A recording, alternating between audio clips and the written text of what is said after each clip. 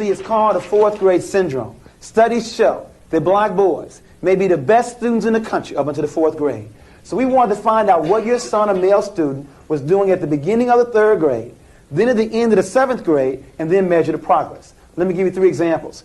We had a little boy 5 years ago on the Alva reading test score at the 98th percentile in the country. In other words, a walking genius. That means only 2% male, female, white, or black had a higher score than he at the beginning of the third grade. At the end of 7th grade, the same boy now drops down to the 35th percentile. Engineer potential here, pimp or pusher now, scores should have improved 5 years, instead they only improved 1.3. 2 more examples. We had a little boy at the 92nd percentile. He dropped down to the 24th percentile, and his scores only improved 2.1. But let me give you the average example. We had a little boy at the 63rd percentile. He dropped down to the 4th percentile, and his score didn't improve a year, a month, a week, not even a day.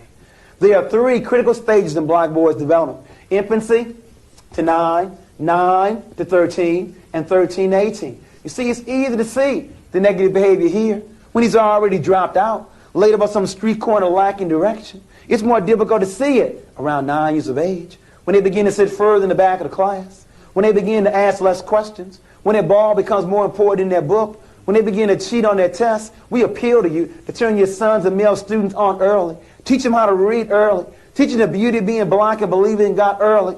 But many of us have waited, and we have waited almost too late to develop black boys to be men. You know what I'm getting at. America spends $2,300 on Head Start. They spend $38,000 on prison. If Reagan wanted to balance the budget, I can show you save about $36,000 per person. It's much easier to educate than it is to incarcerate. Now you raise the questions. How long do you stay in Head Start? Year? 2 years is the most? How long do you stay in prison? The rest of your life? Question number 1. Question number 2. Does Head Start work?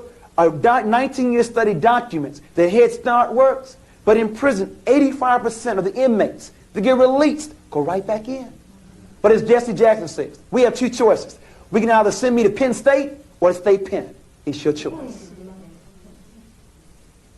We have got to find ways to intervene. Now, we have a whole workshop just on the fourth grade syndrome. I now want to ask you, what are some of the reasons you feel to explain why black students, especially black boys, were doing so well K through 3, and now scores declining in the intermediate and upper grades? What explains it? Yes? I think the learning style changes abruptly in 4th grade from what might have been more right brain activities in the primary grades into all of a sudden all left brain activity. Okay, so a change in learning styles or methodology from the teacher, from a holistic learning style to a left brain. Okay, very good. Any others? Yes? I think that there's a lot of rejection on the part of the female teachers in the classroom. And the rejection increases with the upper grades? Why do you think it increases? Because of the students, perhaps it's his natural makeup, hyperactivity and that sort of thing. And that may be increasing? Well, it may be increasing because we're now expecting them to stay in school or stay in a chair even longer. Okay. Any others that contribute to this fourth grade syndrome? We have a change in learning style. We have the teacher's outlook on the student. What else? Yes? The student becomes more culturally aware and differs significantly from the teacher often. Okay. So the child's now becoming more aware of their culture and racial identity. Okay. Very good. Any others? The major reason you have not given yet, and maybe that's why this problem is still with us, Terry.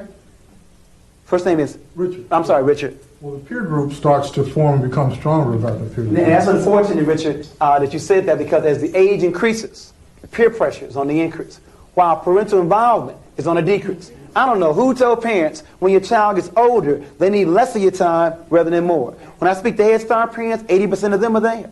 Elementary school, 30%. High school, almost a joke.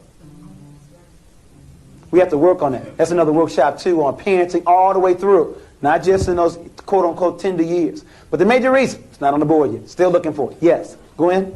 I think, too, that young boys, and particularly young black boys, in the primary grades, they have many mother figures. And they have very few men figures, and particularly black male figures. And I think it makes a big difference come grade 4. I agree with you wholeheartedly. I think it's the major reason. And let me now give my first position. I sincerely believe that only men can make boys men. Now, don't misquote me. I didn't say that a single female parent or female teacher cannot rear or educate her child. But she need not do that by herself.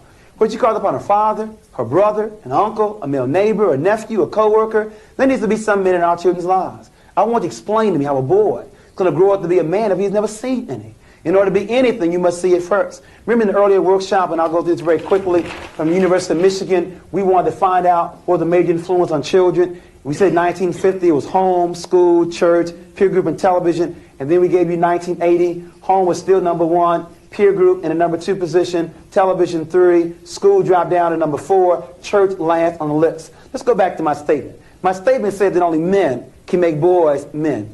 Now let's see where black boys are going to find men. Let's first of all look at his home. 62% of all black children live in a single-run household. It's a very good chance he will not find a man here. I'm going to hold off on the streets and drop down to television. Can you name me 5 positive adult black men on television outside the news? And you can't name Cosby because the show just started. Name me 5. Outside the news. No. Outside the news. Jefferson. And you better not say George Jefferson. So they find very few black male role models on television. Now let's drop down to the schools. 83% of all elementary school teachers are women.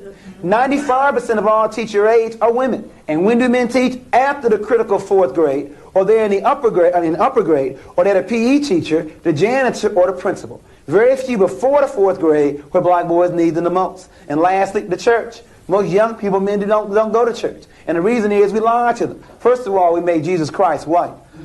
The man surely was not white. And we have a book called What Color Was Jesus to explain that. He had hair the texture of wool and feet the color of bronze. But secondly, the Lord's Prayer says on earth as it is in heaven. Young people and men want some action. They want some programs. If there are no programs in your church, they will see you later in heaven.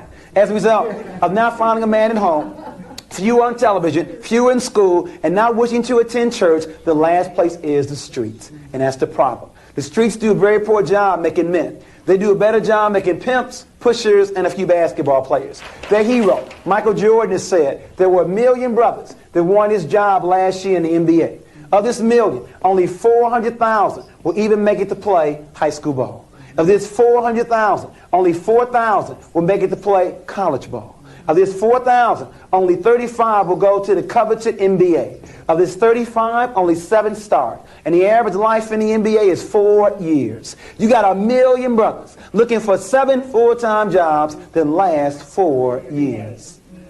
This conspiracy is complex. It goes beyond the NBA. Even schools are in on it. What will be the first thing you see when you walk into a Cincinnati high school? A large trophy case. In other words, even schools give more glory to their ball players than the scholars. That's said in the earlier workshop. Where are the pep rallies for the honor roll? In other words, even school, I can understand the NBA, but even schools give more glory to their ball players than their scholars. This conspiracy goes beyond the NBA, though. It goes beyond schools. Jesse Jackson is giving you the clue one more time. Is it not possible for a black man to be president? For a white woman to be president? For a black woman to be president? Is the club only reserved for European men? You didn't know that a white boy with a high school diploma makes more money than a white woman, or black man with a college degree? The motive for the conspiracy is clear. For the question of why is there a conspiracy, the answer is white male supremacy. In other words, white men are not afraid of women, black or white, because women have no power anywhere in this world. The threat to European men will come not from women, it will come from other men. And the best way to destroy black men is to destroy them as a boy.